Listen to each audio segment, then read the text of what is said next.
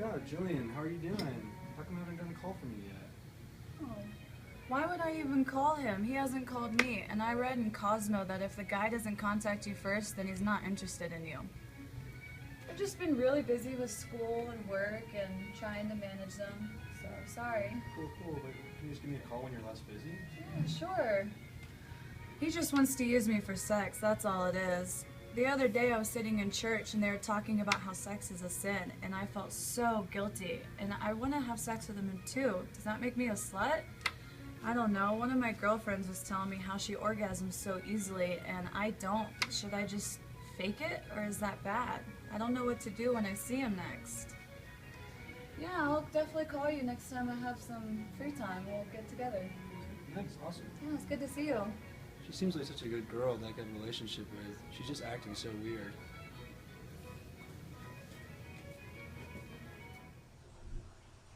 It has been suggested that the pharmaceutical industry is marketing female sexual dysfunction as a disease in order to make money off of the drugs created to fix women.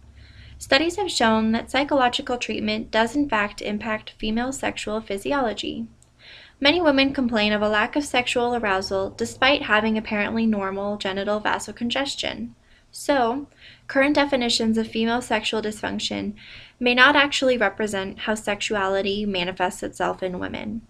Besson describes the need for a different model to better represent female sexual response. Women are made to feel abnormal when their sexual response does not correspond to that of the traditional linear response for males.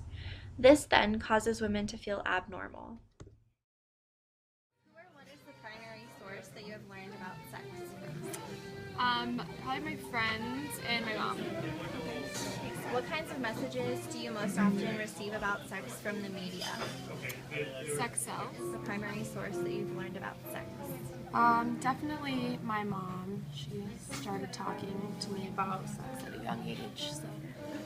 What kinds of messages do you think you most often receive from sex or about sex from the media? I think the media makes it seem like it's normal to have like multiple sexual partners and to be really free about sex. What's the primary source that you've learned about sex? I'd probably say school, like my high school classes and friends. Okay, like sex ed classes? Yeah.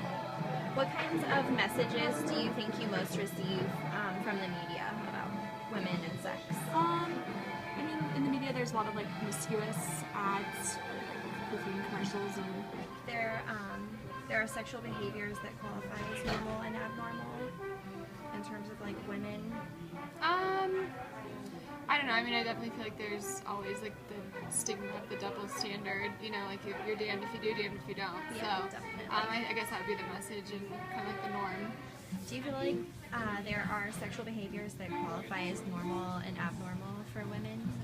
I think like the media and what people tell you make things normal and abnormal, but I guess like if you're comfortable with what you do, then it's fine. I feel like there are sexual behaviors that qualify as normal or abnormal for women.